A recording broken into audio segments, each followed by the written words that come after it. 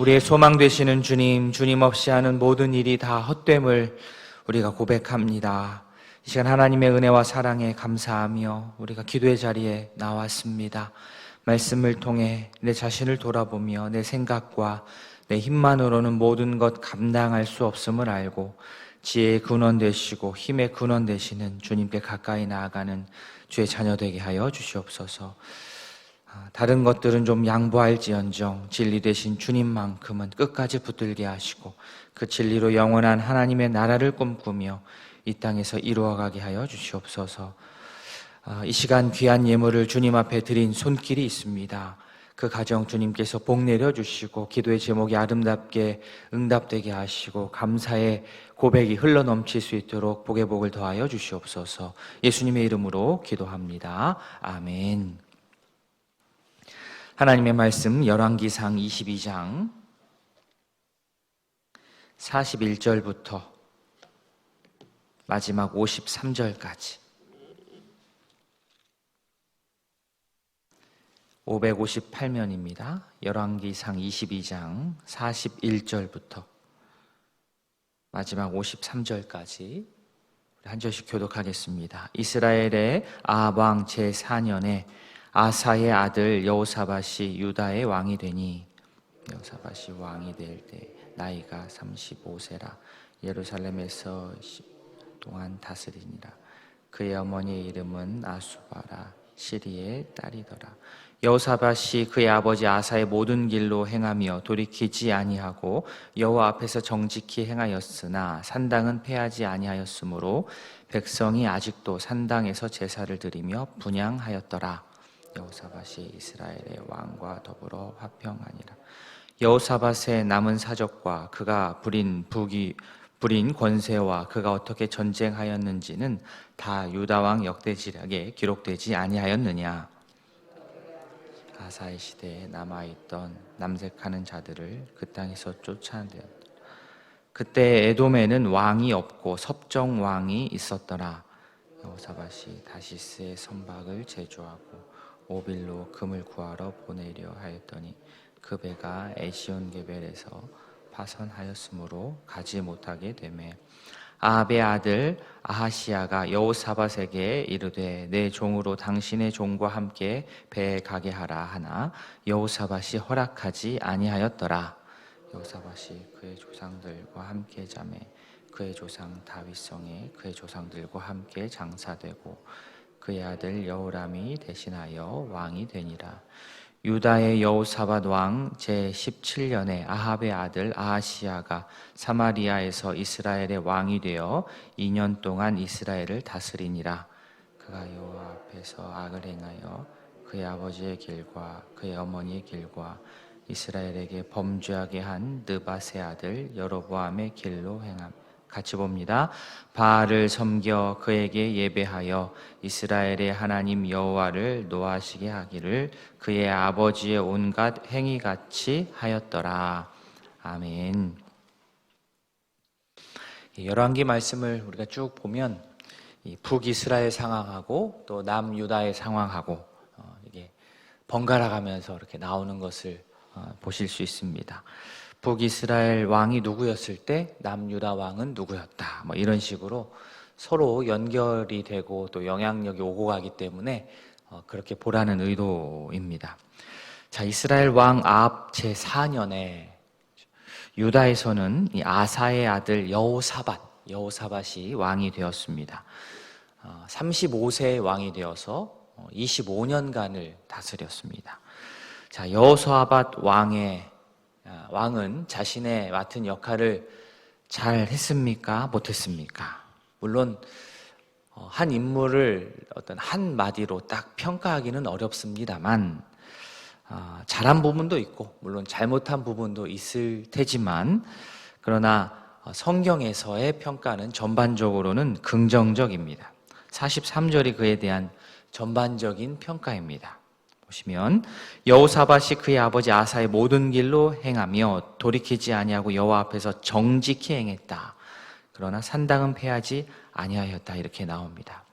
자, 여기서 아사의 길이라고 나오는데요. 이 아사의 길은 긍정적인 뜻입니다. 그러니까 다윗의 길과 같은 뜻으로 긍정적인 묘사입니다. 여호와 앞에서 정직하게 행했다고 하니까 이 또한 큰 칭찬입니다. 그러나 방금 읽은 것처럼 뒷부분에는 조금 아쉬운 부분도 언급이 됩니다. 여호사밧은 산당을 폐하지 못했습니다. 그러니까 그의 아버지 아사도 우상을 없이 한다고 하면서 개혁을 했지만 산당을 완전히 없애지는 못했었습니다. 그의 아들 여호사밧도 그런데 마찬가지입니다. 그러니까 산당이 남아있으면 물론 산당이 남아있다고 해도 백성들이 정신 차리고 가지 않으면 문제가 되지 않겠지만 이 눈에 보이고 또 하던 일이 있고 거기에 익숙해지면 거기에 또 가서 제사하고 분향함으로써 잘못된 예배와 우상 숭배에 자신도 노출이 되고 결국 마음을 하나님께 두지 못하게 되기 때문에 이 부분이 아쉬움으로 남는 겁니다.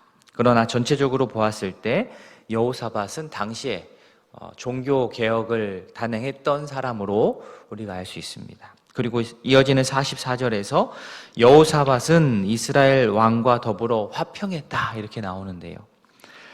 얼핏 보면 싸우지 않고 잘 지냈다고 하니까 이게 좀 긍정적인 평가가 아닐까라고 느낄 수 있지만 꼭 그렇지만은 않습니다.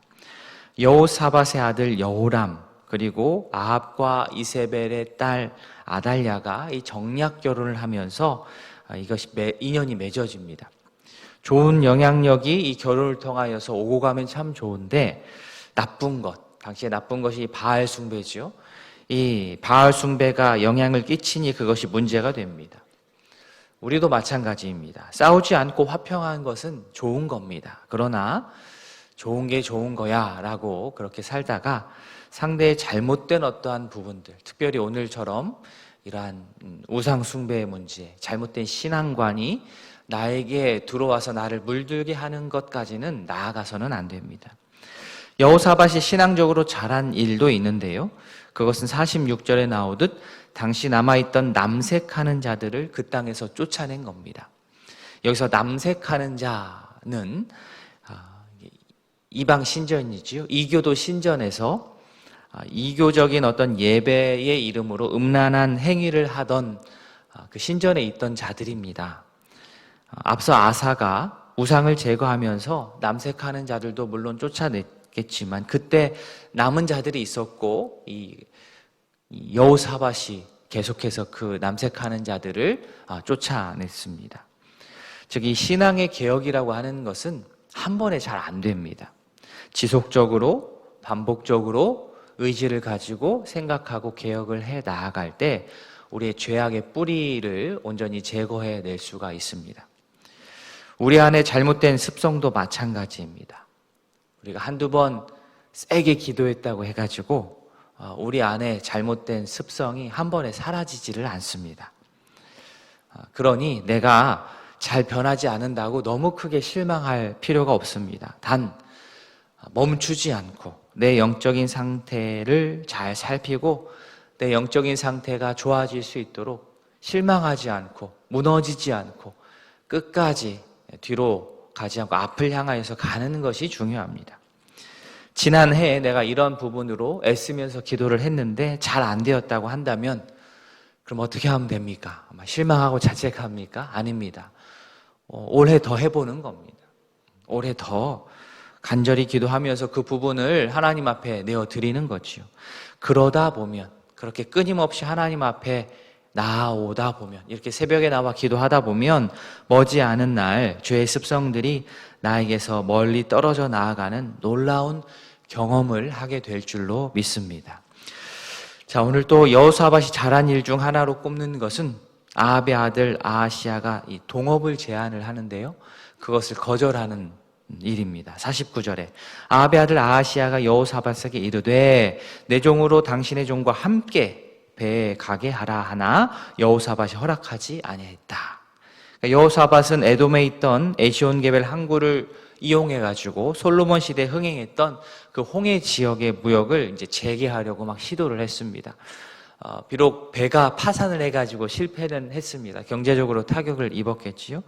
그러나 바알을 숭배하는 아시아의 동업제의는 또 딱 끊어냈습니다. 경제적으로 따져본 결과이기도 하겠지만 신앙적으로 따져보고 그의 손을 궁극적으로는 맞잡지 않았습니다. 자, 이렇게 한편의 이야기가 끝이 나고요. 남유다 왕 여호사밧에 대한 말씀이 끝이 나고 이어서 열왕기상의 제일 마지막 부분이죠. 여기에서는 이스라엘 왕 아하시아에 대한 말씀이 나옵니다. 아합의 아들 아하시아는 이스라엘을 2년 다스렸습니다. 그런데 그의 아버지와 어머니를 그는 많이 닮았습니다. 부모님을 닮았을 때 좋은 것을 닮으면 참 좋은데 나쁜 것을 본받았습니다. 열왕기의 저자의 평가가 52절입니다. 그가 여호와 앞에서 악을 행하여 그의 아버지의 길과 그의 어머니의 길과 이스라엘에게 범죄하게 한 느밧의 아들 여로보암의 길로 행했다.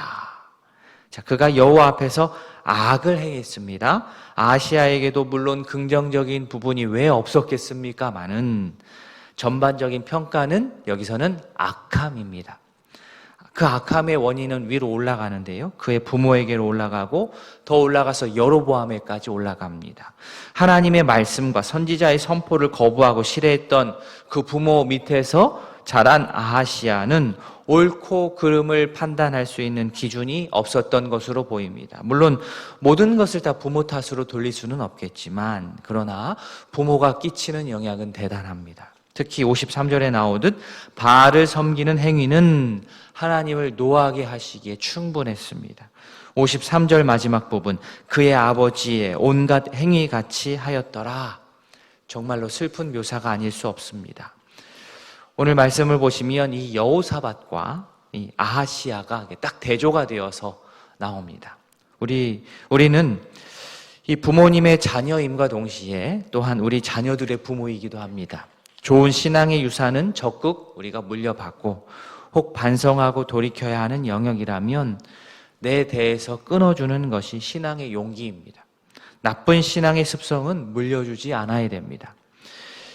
조금 더 넓게 봐서 교회를 한 가정으로 보자면 더 넓게 생각할 수 있습니다.